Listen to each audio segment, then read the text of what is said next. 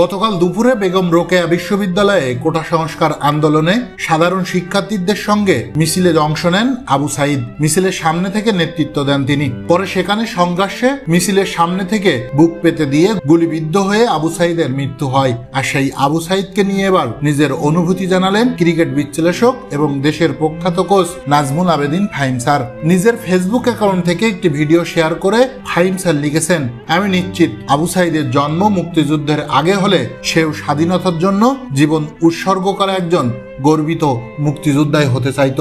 তাদের যে পরিবার, এমন পরিবারই তো সে সময় মুক্তিযোদ্ধাদের আশ্রয় দিয়েছিল, খাবার দিয়েছিল, বিপদ মাথায় নিয়ে মুক্তিযোদ্ধাদের নিরাপদ গন্তব্যে পৌঁছে দিয়েছিল।